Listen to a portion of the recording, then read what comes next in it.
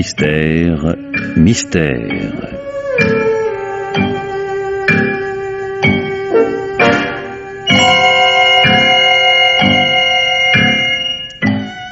Pierre Billard a choisi pour vous ce soir Dépression, un film radiophonique de Louis C. Thomas, avec Jean-Claude Michel, Paul Emmanuel, Pierre Delbon, Henri Crémieux et Jean-Paul Tamaris.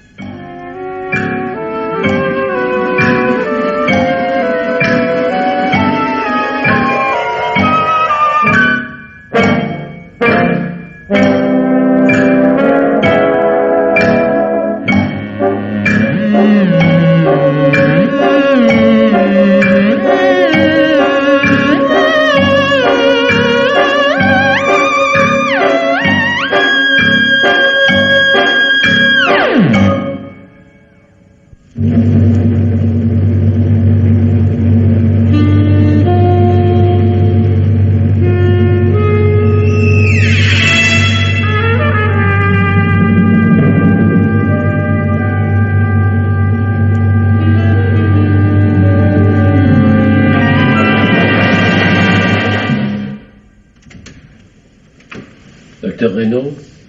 Oui, entrez, je vous en prie, entrez. Je suis Franck Jussy. Le frère de Monsieur Jussy? Oui. Ma belle-sœur est allée annoncer mon arrivée à Alain, et elle m'a chargé de vous recevoir. Donc vous êtes au courant? Oui, Agnès m'en a parlé, mais elle m'a fait de la situation un tableau tellement noir. J'espère qu'elle a exagéré. Je dois vous avouer que l'état de votre frère n'est pas brillant. Il en serait à ce point-là? Qu'entendez-vous par « à ce point-là » ? Je veux dire que personne n'aurait pu imaginer une telle dégringolade en si peu de temps. Il y a un mois, il était encore d'une vitalité débordante. C'est sa femme qui a insisté pour qu'il vienne se reposer ici quelques jours. Quelques jours seulement. Enfin, c'est du moins ce qu'elle a prétendu. Comment aurait-elle pu prévoir ? Quoi qu'il en soit, dans son état, je vois mal votre frère rentrer à Paris et reprendre ses affaires. Il le faudrait bien, pourtant. Elle repose entièrement sur ses épaules. Encore un mois ou deux de ce régime et c'est la débâcle. Est-ce qu'on le lui a dit, au moins? Il ne répond plus au téléphone.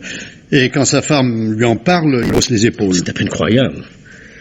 Si vous l'aviez connu à Paris, vous comprendriez ma stupéfaction. Une force de la nature. Il était d'un dynamisme à mettre tout le monde sur les genoux. Madame Jussy m'a dit que ces derniers temps... Oui, un peu de surmenage, comme tout le monde. Qui n'est pas surmené à notre époque. C'est comme cela que ça commence, cher monsieur. Un peu de surmenage, on se sent fatigué, on dort moins bien, alors on prend des somnifères pour dormir, puis des excitants pour se réveiller, puis des tranquillisants parce qu'on est trop nerveux. On tire sur la ficelle tant qu'on peut jusqu'au jour où, crac, tout s'effondre. C'est l'infarctus ou la dépression. J'aurais presque préféré l'infarctus. Ça se soigne et ça se guérit maintenant. La dépression aussi, heureusement. Votre frère n'est ni le premier ni le dernier PDG à faire une dépression nerveuse. On s'en sort très bien, croyez-moi. D'après ce que m'a raconté Agnès, ce n'est pas le cas. Alain s'enfonce, au contraire. Chaque malade est un cas d'espèce. Bonjour, docteur. Bonjour, madame. Comment va monsieur Jussy? Toujours pareil. Il est encore au fond du jardin, immobile, face à la mer. Il reste ainsi prostré pendant des heures, à regarder les vagues ou le ciel, ou je ne sais quoi. Vous lui avez dit que je suis là? Il n'a pas réagi. Je me demande même s'il a entendu. Mais il faut le secouer, Agnès, l'obliger à se remuer, que diable. Évidemment, si on le laisse mijoter dans son marasme... Essayez, vous verrez. Ou bien il ne vous entend pas, ou bien il entre dans une colère noire. Quelque chose d'effroyable. Oh, il y a des fois où il me fait peur. Alors, sa place n'est pas ici. En somme, si je comprends bien, vous envisagez un éventuel internement dans un hôpital psychiatrique. Dans un asile d'aliénés? Non, rassurez-vous, madame. D'abord, les asiles d'aliénés, ça n'existe plus. Ensuite, votre mari n'est pas fou. Je n'ai jamais dit que... Enfin, vous avez mal interprété mes paroles. J'ai dit que sa place n'est pas ici parce que, ici, l'atmosphère n'est peut-être pas très propice à une rapide guérison. Je fais pourtant tout ce que je peux. Demandez au docteur. Alain ne veut pas voir une infirmière dans la maison. C'est moi qui lui fais toutes ses piqûres. Enfin, voyons, Agnès, je ne mets pas en doute votre dévouement ni votre compétence, docteur. Mais... Cependant, il existe, je ne sais pas moi, d'excellentes cliniques bien situées à la campagne, avec un personnel spécialisé. Ce ne sont ni des hôpitaux, ni des prisons. On y pratique l'équitation, le tennis. Je suis sûr qu'Alain y ferait un séjour agréable et revigorant. Ça lui changerait des idées. Qu'en pensez-vous, docteur? Évidemment, vu sous cet angle, je connais dans la région un établissement qui... Bonjour, docteur. Bonjour, monsieur Jussy. Bonjour, Franck. C'est gentil d'être venu. Salut, mon vieux. La mère t'a fait un de ses biens. T'as une mine superbe. Oh, ça va. C'est ce qu'on dit toujours aux grands malades. Que tu le veuilles ou non, t'as une mine superbe.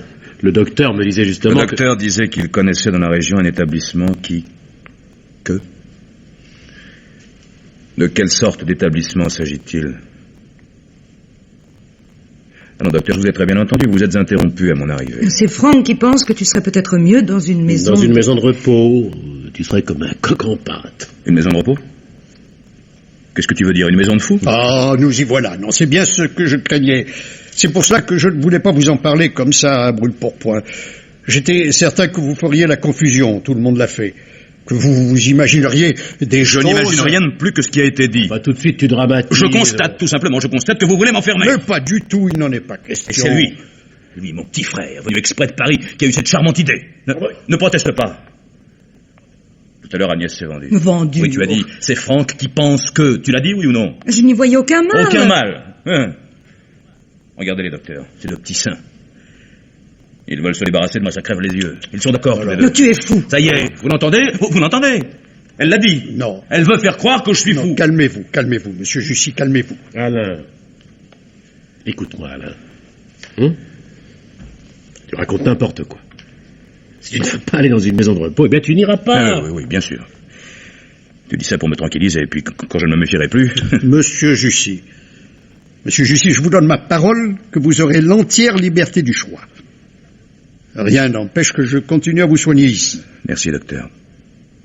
Mais j'ai une solution bien meilleure. Oui, bien meilleure encore que celle de mon frère. Excusez-moi, je suis fatigué. Je vais dans ma chambre.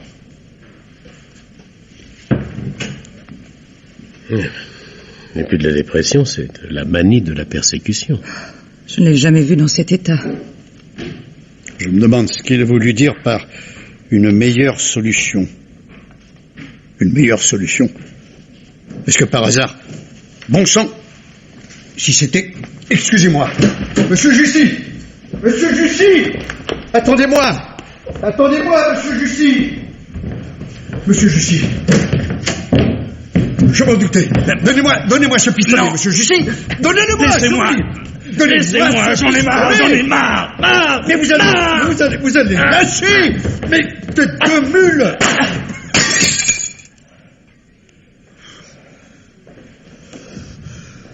Ouf.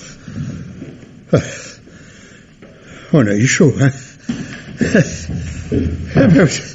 Vous allez vous faire gronder par Madame Jussy. Vous lui avez étoilé son miroir. Qu'est-ce qui se passe? Attendez-moi dans le salon, s'il vous plaît. Oui, non, vous, madame, vous pouvez rester. Non, je suis à côté. Alain, tu n'avais pas... Mais pourquoi? Je te demande pardon. Vous avez un verre d'eau? Oui, tout de suite, docteur. Je ne savais plus ce que je faisais. Je suis tellement fatigué. Étends-toi sur le lit. Tout se brouillait là-dedans. Là. Tenez, buvez. Oui.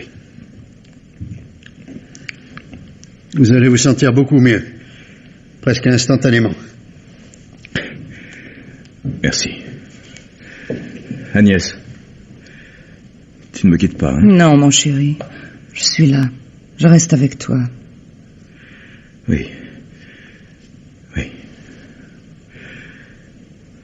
Vous avez raison, docteur. Oui, je suis bien. Bien. Il s'est endormi. C'est ce qu'on peut lui souhaiter le mieux. Vous pouvez le laisser. Vous êtes sûr qu'il n'y a plus rien à craindre? Non, il restera tranquille un bon moment. Venez, j'ai à vous parler sérieusement.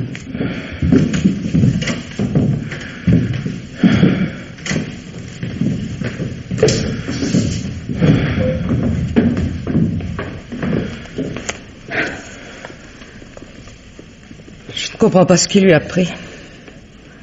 Et moi, madame, je ne comprends pas que, sachant ce que vous savez, vous ayez laissé ce pistolet à portée de sa main. Vous auriez voulu qu'il se tue, vous n'auriez pas agi autrement. Comment pouvez-vous dire une chose pareille? Je dis ce que je pense, madame. Je regrette de vous le dire, mais vous avez agi avec une légèreté qui me sidère. C'est presque de la provocation. Mais je ne savais pas, je vous jure que je ne savais pas qu'il y avait ce pistolet dans la chambre. Enfin, madame, vous n'allez pas prétendre que vous ignorez... Mais croyez-moi, c'est la vérité. Sinon, mon premier soin aurait été de le faire disparaître. Je dirais même plus. Mon mari n'a jamais eu de pistolet. Là-dessus, je suis affirmative. Alors comment s'est-il procuré celui-là? Si vous aviez posé la question à Alain, docteur, il vous aurait répondu que cette arme est à moi. Comment va-t-il, Agnès? Il s'est endormi. Le docteur lui a fait prendre quelque chose. Vous dites que cette arme vous appartient? Oui, Alain me l'a empruntée juste avant de venir ici. C'est insensé. Votre frère est en pleine crise dépressive et vous lui prêtez une arme à feu. Mais quand je la lui ai prêtée, il était tout à fait normal. À Paris, rien ne laissait prévoir. Ma belle-sœur peut confirmer. Docteur. Son état a empiré d'un seul coup, dès que nous nous sommes installés ici. Et c'est justement parce qu'il venait ici qu'il m'a demandé un pistolet. Il m'a dit, en cette saison, le bord de la mer est désert, la propriété isolée, nous serons seuls tous les deux, Agnès et moi. Je n'ai vu de sa part aucune intention de se détruire. À l'époque, il n'y en avait probablement pas. Maintenant, vous savez à quoi vous en tenir. Si j'étais arrivé 10 secondes plus tard, il serait mort à l'heure qu'il est. À quoi tiennent les choses? Bon, cette fois, la nécessité de le placer dans une maison de santé se fait plus que jamais sentir. Non, Franck.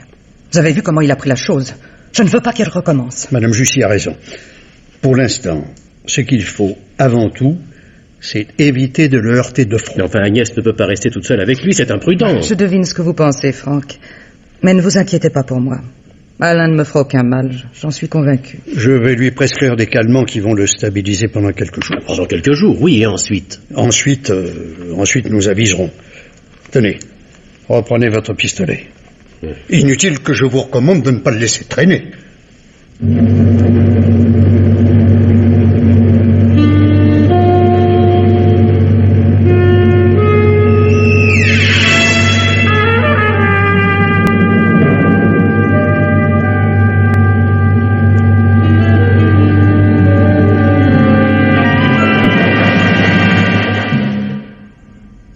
Ça va mal, Agnès, ça va très mal. Pas si fort, Franck. Il peut nous entendre. Il y a pourtant des choses qui doivent être dites. Je viens de Paris exprès pour ça.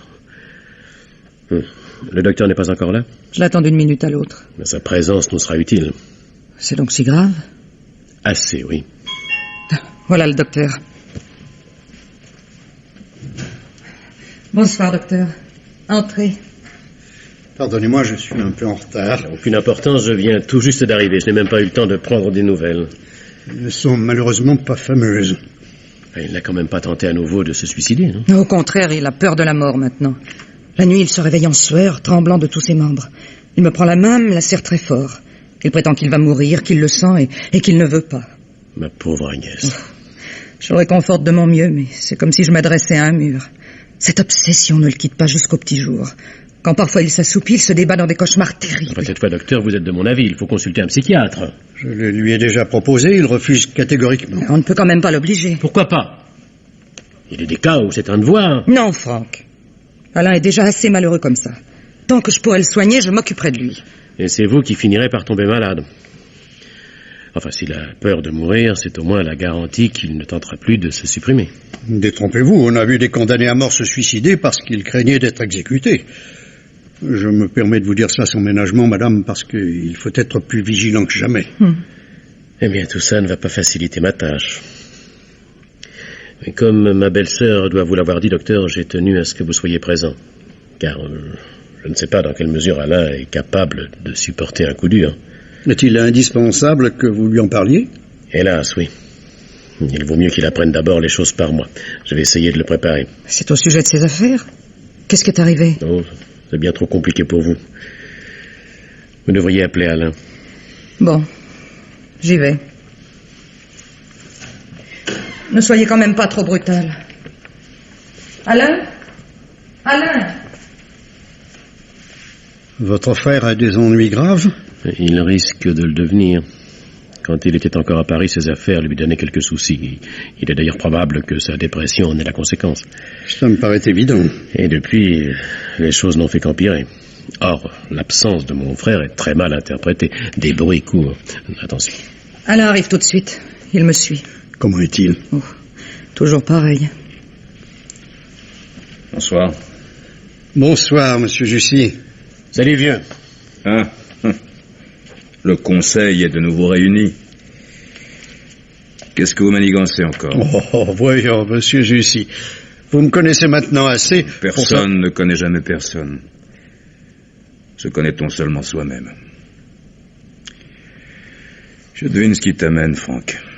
Si vous avez à parler d'affaires, je peux passer à côté. Non, vous pouvez rester. Il y a longtemps que je n'ai plus rien à vous cacher. Alors, vas-y, Franck. Ça va mal à Paris? Très mal. Qu'est-ce que tu veux que j'y fasse? Comment? Qu'est-ce que tu peux y faire? Mais tout. Tu peux tout faire. Facile à dire. La semaine dernière, j'ai essayé de travailler. Je me suis fait envoyer des dossiers. J'en ai ouvert un et alors tout s'est mis à danser devant mes yeux, tout s'embrouillait. C'était plus fort que moi.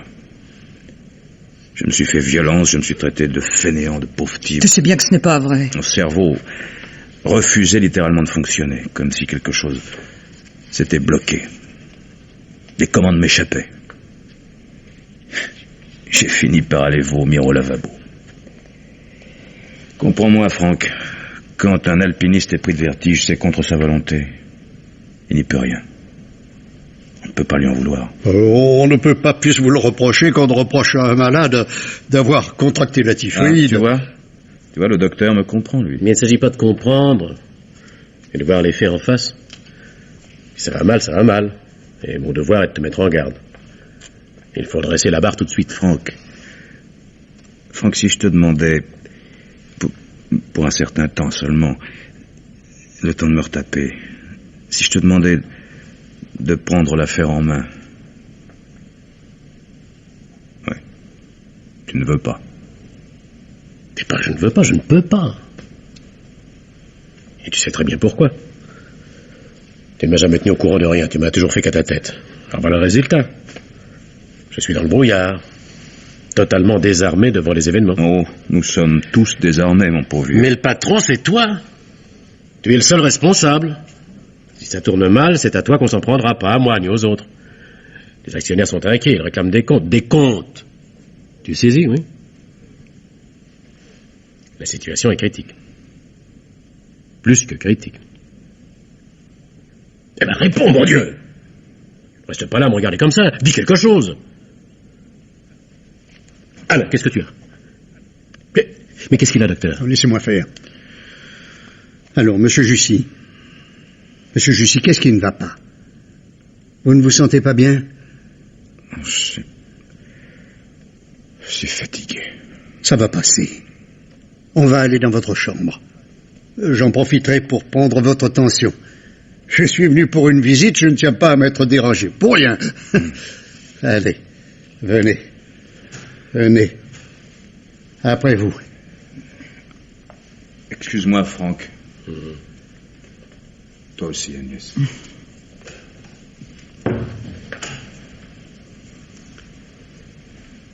Je suis découragé. Pas vous? Je mentirais si je prétendais le contraire. Il y a des moments où je me demande s'il guérira un jour. En tout cas, vous ne pouvez pas demeurer éternellement ici. Mais c'est pas une vie pour vous, c'est 24 heures sur 24 en compagnie de... D'un malade, Franck. Peut-être. Mais... il ne mérite pas le sacrifice que vous lui faites. Et vous le savez très bien. Je suis sa femme. Agnès. Vous savez aussi à quoi je fais allusion. Pas plus tard que le mois dernier, vous me disiez... Oublions cela. Tant qu'Alain aura besoin de moi, je resterai avec lui.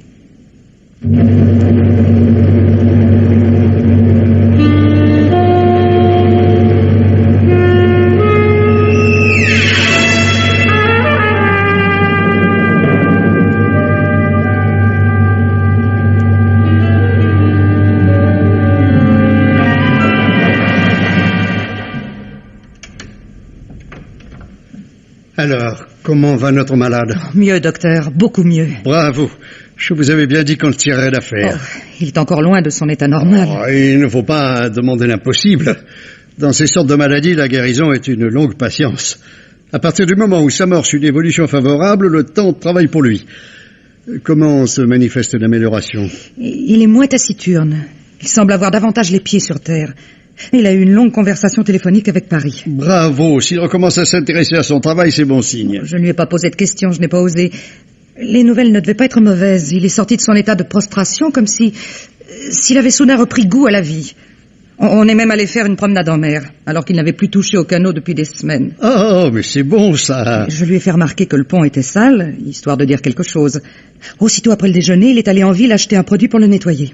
Bref, il a bricolé une bonne partie de l'après-midi. J'ai faim de trouver cela tout naturel. Vous avez agi en psychologue. Je vous l'ai dit dès le début, vous êtes son meilleur médecin. Et il ne faut naturellement pas interrompre le traitement. Je lui ai fait sa piqûre habituelle après le dîner. Ensuite, il est allé se coucher de bonne heure. Il paraissait plus détendu. Et ce matin? Il n'est pas encore sorti de sa chambre. Je vais l'appeler. Non, s'il dort encore, ne le réveillez pas. Cela m'étonnerait. Il est près de 9 heures.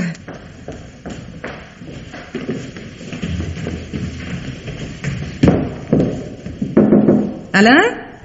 Le docteur est là. Alain, tu m'entends? Alain? Alain!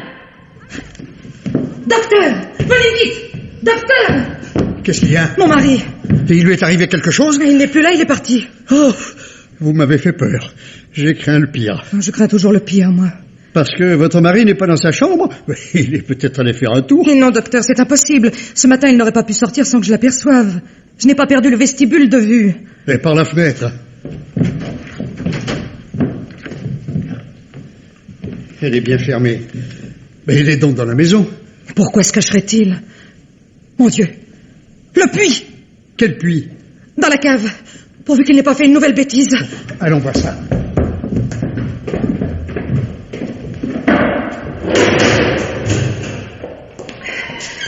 C'est un vieux puits, abandonné depuis je ne sais combien d'années. Votre mari le connaissait? Naturellement. On nous l'a montré lorsque nous avons acheté la propriété. Mais nous ne nous en sommes jamais occupés. Il est fermé par une trappe. Attendez, je donne de la lumière. C'est là? Oui. Avec cette couche de poussière? Oh. Si le puits est là-dessous, vos craintes sont superflues. Cette trappe n'a pas été soulevée depuis des mois. Vous êtes sûr? Pour l'ouvrir, il faut même repousser cette caisse.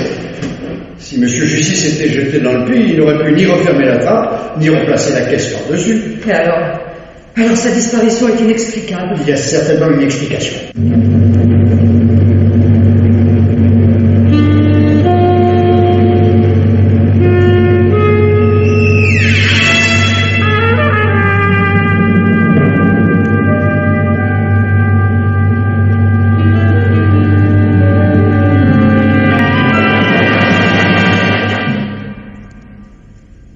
Croyez-moi, madame, même un malade mental obéit à une logique interne qui nous échappe parfois, mais qui est toujours explicable. Regardez son lit, même pas d'effet.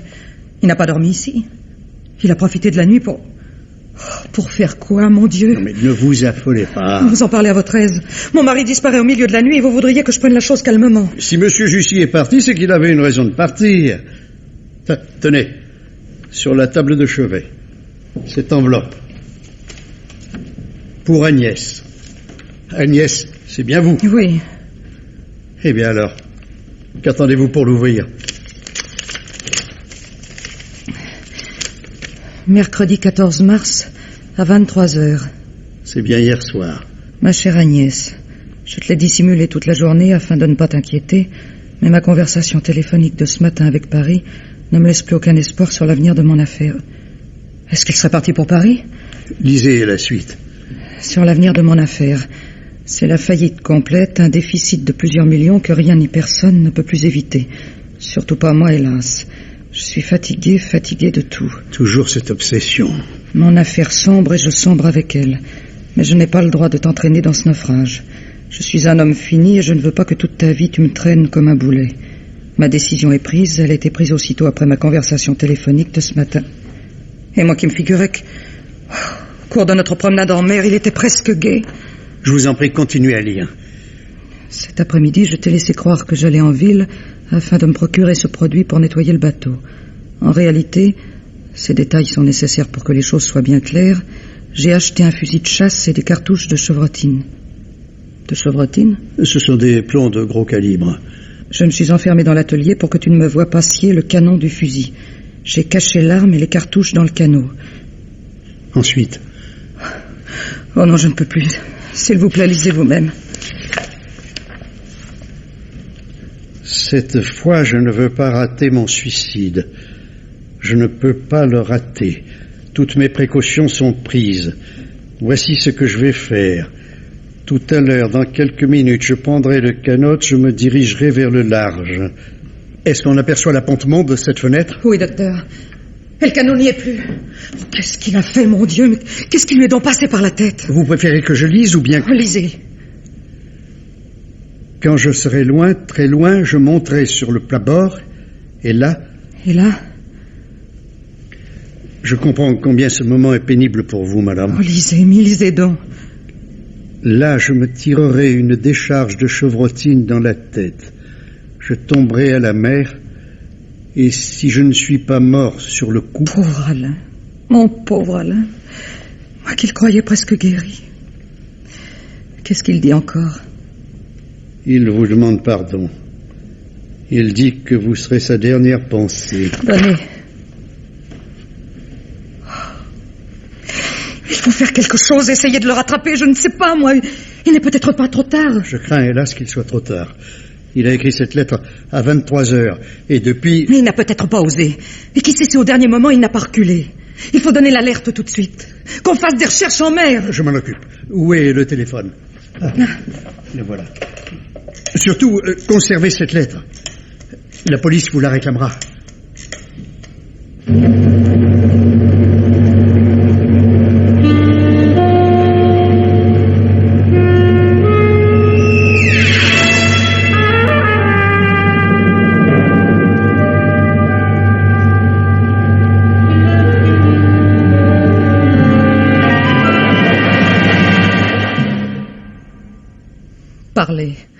Parlez, monsieur le commissaire. Où a-t-on découvert le canot? À plusieurs milles au large. En tombant à l'eau, monsieur Jussy a lâché le fusil qui est resté sur le plat-bord. Une cartouche de chevrotine a été percutée. Est-ce qu'on a fait des recherches pour retrouver le corps? Et certainement. Et malheureusement, le canot a beaucoup dérivé à cause des courants. Il a fait exactement ce qu'il disait dans sa lettre. À propos de cette lettre, madame, vous êtes sûre que c'est bien monsieur Jussy qui l'a écrite? Et qui d'autre aurait donc pu l'écrire? Non, la question n'est pas là. Non, je vous demande si vous reconnaissez l'écriture de votre mari. Évidemment. Je l'ai reconnue tout de suite. Vous allez la garder? L'avis d'un expert graphologue doit figurer dans le dossier. Mon témoignage ne suffit pas? La routine, madame. Allô? Oui? Ne quittez pas. C'est pour vous, monsieur. Merci. Allô? Oui, c'est moi, oui. Oui, quoi, le fusil? Ça me paraît évident, oui. Il en a scié le canot pour le rendre plus maniable. Oui, d'accord. Continue ton enquête chez les armuriers. Oui, je veux savoir qui l'a vendu et à qui on l'a vendu. Mais, monsieur le commissaire. Une minute. Vous dites, madame? C'est mon mari qui l'a acheté. Il le dit dans sa lettre. Oui, mais la routine, toujours. Allô? Non, rien à ajouter. Et à ce soir. Oui. Voyez-vous, madame, même dans les circonstances les plus dramatiques, l'administration ne perd jamais ses droits.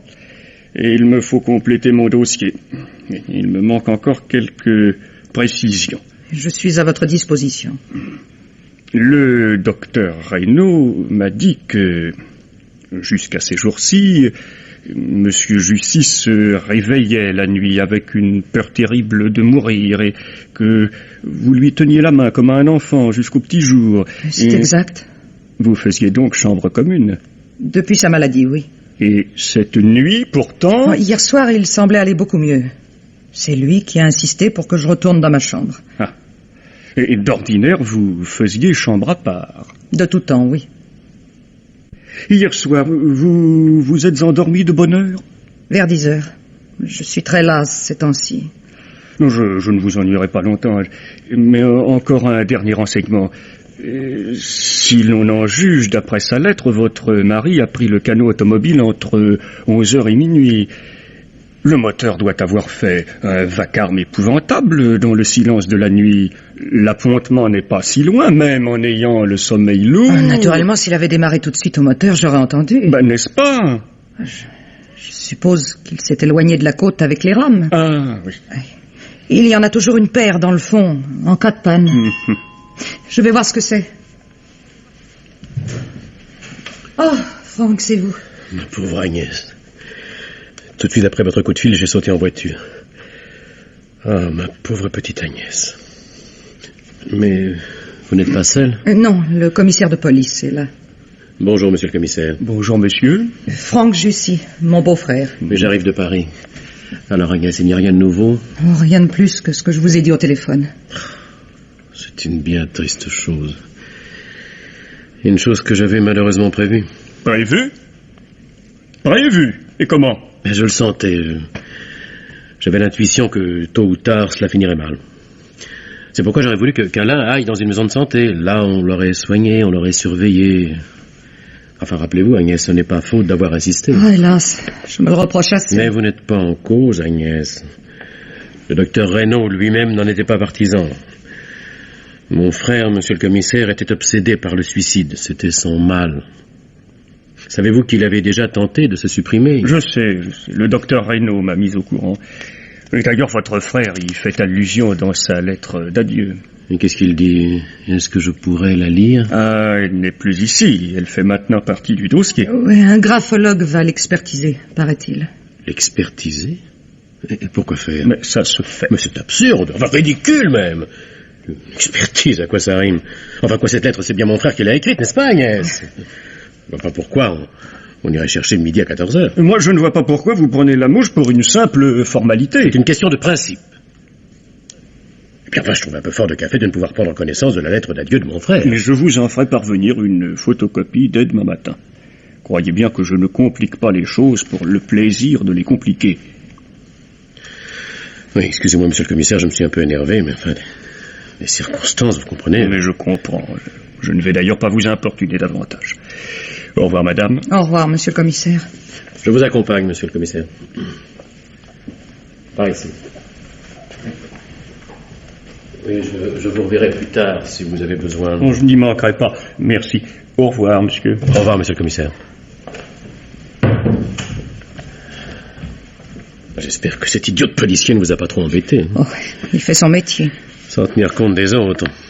Et le malheur pour lui et ses semblables se réduit à une série de fiches ou d'imprimés à remplir. Oh. Agnès, qu'est-ce que vous avez? Un malaise? Rien. Ah, une petite défaillance. Depuis ce matin, je passe par tant d'alternatives. Je n'arrive pas encore à réaliser tout à fait. Moi non plus. Et pourtant... Pourtant, il est mort. C'est peut-être ce qui pouvait lui arriver de mieux. Non, ne dites pas ça, Franck. Il pouvait encore guérir. Mais guérir n'aurait pas suffi. Il y a autre chose. Autre chose? Oui. Et tant qu'Alain était là, je n'avais pas le droit de vous en parler, mais maintenant, je vous dois la vérité. La vérité, c'est qu'il est mort. La vérité, c'est que pour lui, la mort est peut-être préférable à la prison. La prison? Qu'est-ce que vous dites là? La prison? Écoutez-moi, ma petite Agnès. La prison, mais pourquoi? Qu'est-ce qu'il a fait? S'il vous plaît, écoutez-moi. D'abord, asseyez-vous. Là. Mais ce n'est certes pas le moment, mais... De toute façon, vous apprendrez la chose ce soir ou demain par la police, alors... Voilà. La société d'Alain est sous séquestre. Les actionnaires ont porté plainte. C'est la faillite totale. Mais ça, je le sais. Alain me l'a dit dans sa lettre. Mais on n'emprisonne pas les gens parce qu'ils font de mauvaises affaires. Aux yeux de la loi, Alain est responsable.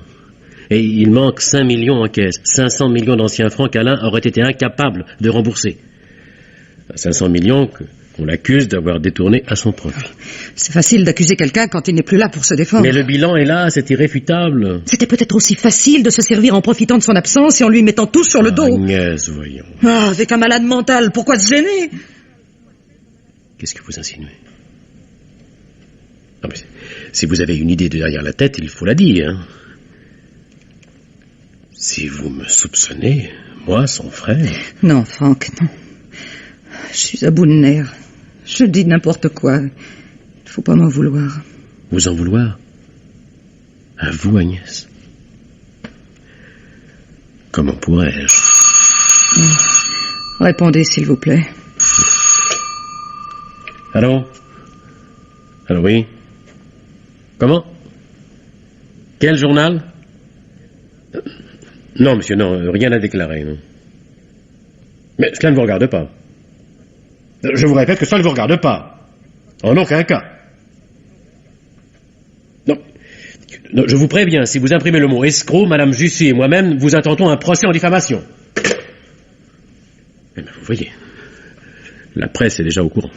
Pauvre Alain, s'il voyait tout ça. Oh, lui, il n'est plus à plaindre. Les soucis sont pour ceux qui restent. Il a démissionné, il est parti en égoïste. Franck, c'est à votre frère. Mais pourquoi ne pas dire les choses comme elles sont? Est-ce qu'il a seulement pensé à vous? À votre avenir? À votre situation matérielle? Enfin, qu'est-ce qui vous reste, ma pauvre Agnès? J'ai cette propriété. On ne va pas m'obliger à la vendre, dites. Si elle est à votre nom, vous n'avez rien à craindre. Mais c'est pas cela. Non. Quand on a une femme comme vous, Agnès, on ne se tue pas, on lutte. Mais je vous choque parce que je dis ce que je pense. C'était votre frère et vous ne l'aimiez pas. Vous ne l'avez jamais aimé. Et vous? Et vous, est-ce que vous l'aimiez? Non. Vous aviez pitié de lui parce qu'il était malade, mais avant. Souvenez-vous. Avant sa maladie. Oh, qu'importe tout cela à présent. Et lui, croyez-vous qu'il vous aimait? Il s'était raccroché à vous depuis qu'il était malade, comme à une bouée de sauvetage. Je n'appelle pas ça de l'amour. Hein. Ça valait peut-être mieux pour moi que la solitude. Mais vous n'êtes pas seul. Vous savez bien que vous n'êtes pas seul. Merci. J'apprécie beaucoup votre amitié. Agnès, c'est plus que de l'amitié, vous le savez très bien. Rappelez-vous. Rappelez-vous, Agnès. Un jour, vous m'avez dit que de votre côté également... Pas maintenant, Franck. C'est encore trop tôt.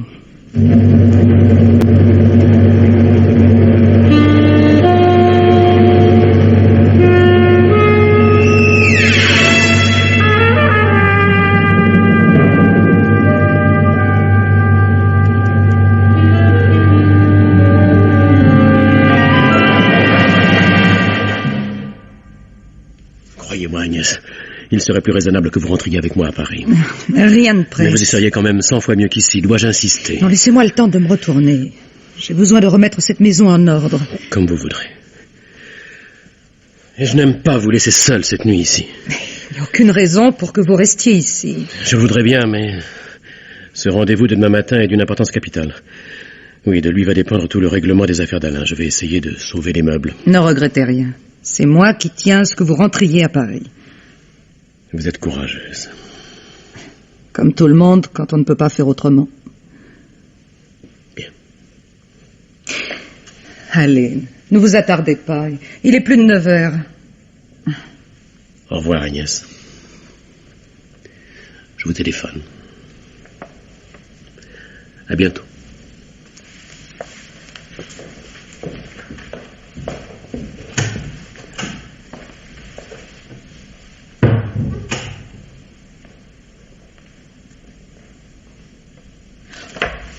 Alain!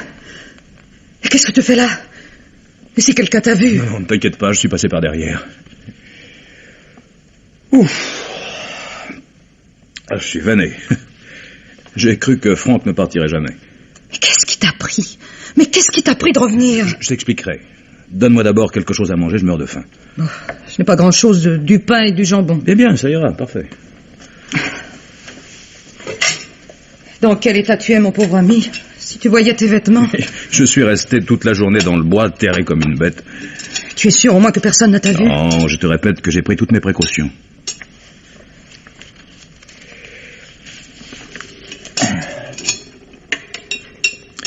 Et ici, comment ça s'est passé? Très bien. Exactement comme prévu. On a retrouvé le canot et le fusil. Bien. Le docteur Raynon n'a pas été trop surpris? Bon, on l'avait assez préparé. Au commissaire, il a expliqué ton cas, en long, en large et en travers. J'ai failli y croire. Avec son témoignage et ma lettre, la version du suicide est garantie. Au sujet de ta lettre, le commissaire veut la faire expertiser. Si ça l'amuse. Il enquête aussi chez les armuriers pour savoir si c'est bien toi qui as acheté le fusil. Il va être servi. J'ai laissé mon nom gros comme ça.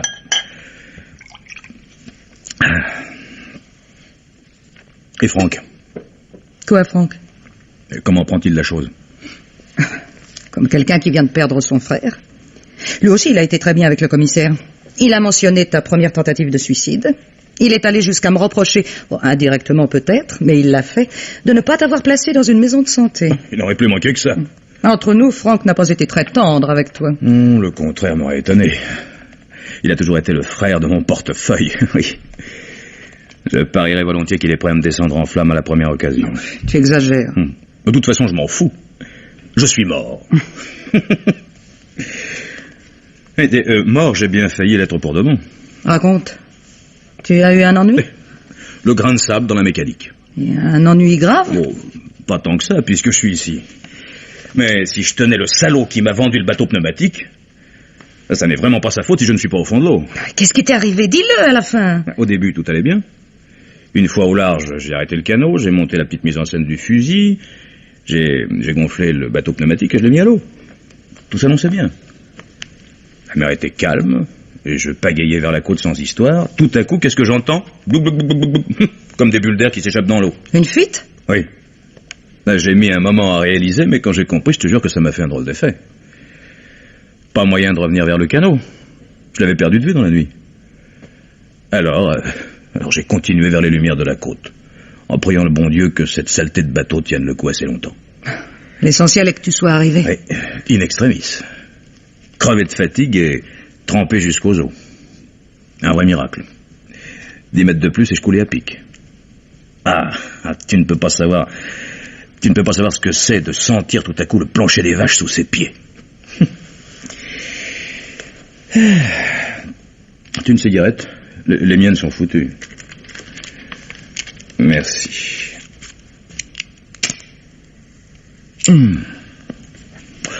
Naturellement, pas question d'aller à la gare dans cet état. Et puis, il était trop tard pour le 35 heures. Trop tard aussi pour revenir ici. Avec le jour, le risque était trop grand. Alors, je te l'ai dit, je suis resté dans le bois jusqu'à cette nuit. Qu'est-ce que tu comptes faire? Mais rien n'est changé. Avec 24 heures de retard, le plan reste le même. Je prends mon train à 5 heures, l'après-midi je suis en Savoie, et le soir je m'installe au chalet. Dès que tout est assez, tu me fais signe et hop, on file au Brésil. Qu'est-ce qu'il y a? Rien. Eh si, je vois bien que tu veux dire quelque chose. Eh ben, allez, dis-le. Dans le fond, je ne suis pas mécontente que tu sois revenu. De loin, je m'imaginais que ce serait facile avec la police. Et puis aujourd'hui que je m'y suis frotté... Il y a 5 minutes, tu m'as démontré que tout avait marché comme sur des roulettes. Ici, oui. Mais c'était pas à la police d'ici que je pense. C'est à celle de Paris. La brigade financière, comme tu l'appelles. Non, aucun rapport avec le suicide. Si, quand même. Si tu t'es suicidé, c'est que tu faisais une dépression nerveuse. Et si tu faisais une dépression, c'est que tes affaires allaient mal. On va certainement m'interroger. Bon, moins tu en sauras, mieux cela vaudra. Et si l'on me questionne sur l'argent que j'ai en Suisse... On ne te questionnera pas. Tu crois ça? Moi, la police, je l'ai vue à l'œuvre cet après-midi. Ils vont chercher la petite dette, et pourquoi ceci, et pourquoi cela. Non, un compte en banque à mon nom, ça n'était peut-être pas très indiqué. Et à quel nom voulais-tu que je l'ouvre? Au mien?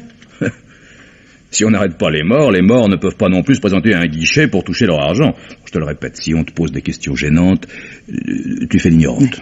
Je fais l'ignorante, et si l'on apprend ensuite que j'ai 3 millions en banque, j'aurai l'air malin. On n'apprendra rien du tout. Bon, je vais faire un peu de toilette, j'en ai rudement besoin. Mais tu ne vas pas t'éterniser ici? C'est encore ici que je suis le plus en sûreté, en attendant l'heure de mon train. Enfin, on ne sait jamais, quelqu'un pourrait venir. À des heures du soir, tu veux rire. Tu seras gentil, tu me sors un complet propre et du linge. Tiens, regarde celui-là. Bon, tu veux un bain ou une douche? Ah non, pas de bain, non, ça je sors d'en prendre. Jusque-là, j'en avais de l'eau. On avait pourtant vérifié ensemble cette saleté de bateau, rappelle-toi. Impeccable. Même pas une éraflure. Et tu dois l'avoir abîmé dans le canot en le gonflant. Ou alors, lorsque tu l'as poussé à l'eau, l'arrière a pu accrocher une ferrure ou un clou sur le pont. Probablement, oui. Qu'est-ce que tu viens de dire? Moi?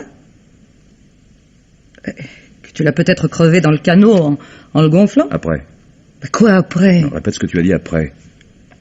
Lorsque tu l'as poussé à l'eau... Je sais plus, moi. Lorsque tu l'as poussé à l'eau, il a peut-être accroché quelque chose sur le pont. Non, répète mot pour mot. Mot pour mot, tu entends? Allez, dis-le! Qu'est-ce qui te prend? Tu as dit... L'arrière a pu accrocher une ferrure ou un clou sur le pont. Tu as dit l'arrière. Je l'ai dit, je l'ai dit comme j'aurais dit l'avant ou la droite ou la gauche. Mais tu as dit l'arrière. Et c'est justement à l'arrière qu'il y avait la fuite. Tu m'embêtes à la fin. Quoi d'étonnant que j'ai pensé à l'arrière si c'est là qu'il y avait une fuite. Alors comment connaissais-tu si bien l'emplacement de cette fuite? C'est toi qui... Tout à l'heure... Non. Mais si, je me souviens... Non.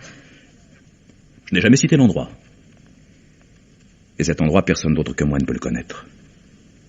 Personne. Sauf celui ou celle qui a provoqué la fuite. Et tu viens de tomber dans le piège que je t'ai tendu. Quand tu diras des paroles sensées, je te répondrai. Vois-tu, Agnès, j'ai beaucoup réfléchi aujourd'hui. Oui, quand on vient d'échapper à la mort et qu'on est tout seul, une journée entière dans un bois sans avoir rien d'autre à faire qu'à penser, on pense. On s'interroge. On se demande pourquoi un bateau en bon état la veille se met brusquement à fuir. On fait des recoupements. C'est toi qui l'as percé. Ce n'est pas vrai. Alors explique-toi. Oui, tu peux hausser les épaules et remuer la tête. Il suffit de te regarder. La vérité est là, sur ta figure.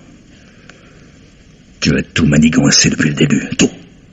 Un petit trou, hein? Ça ne porte pas à conséquence et ça permet de rêver. Non, c'est toi qui rêves. On se dit que si le bateau coule, le mari coulera avec. Cet imbécile de mari qui ne sait pas nager et qui a aidé à monter la mise en scène de son propre suicide. Si on m'avait retrouvé noyé, hein? Eh bien, on en aurait conclu que je m'étais raté avec le fusil et que j'avais fini par me jeter à l'eau. Je croyais te connaître, Agnès. Je te savais cupide, égoïste, intéressé. Tandis que toi, tu es un petit saint. Tu as voulu me tuer pour toucher seul les millions. C'est vrai ou c'est pas vrai? Avoue! Avoue donc, bon Dieu! Eh bien, oui, j'avoue. Ah, tu es content? C'est moi qui ai trouvé le bateau, parce que j'en avais assez de toi, de ta présence, de ta sale tête. Garce! Parce que je veux vivre, parce que j'en ai un autre. Bordure! N'approche pas. Mais... Tu es folle. Où as-tu pris ce pistolet? Franck me l'avait laissé, au cas où tu deviendrais dangereux. C'est qu'il y croyait dur comme fer à ta dépression, ce brave Franck.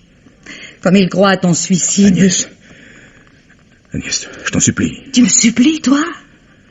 Toi qui t'abaisses enfin à me supplier.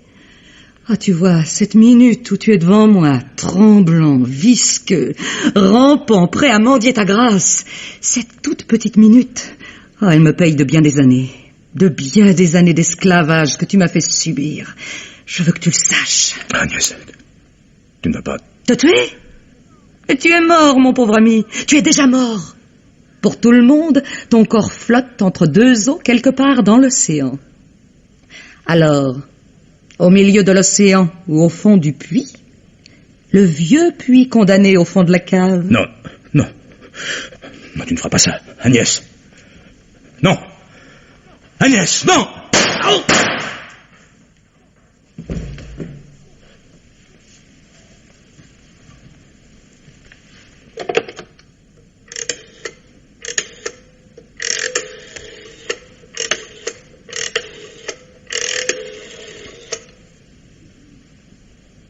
Allô, Franck? Oui, c'est moi, Agnès. Oh, j'ai dormi comme une souche. J'étais si lasse. Oui, j'ai beaucoup pensé à ce que vous m'avez dit. Vous avez raison. Je vais rentrer à Paris. Je vais avoir tellement besoin de vous, Franck. Je suis si désemparée.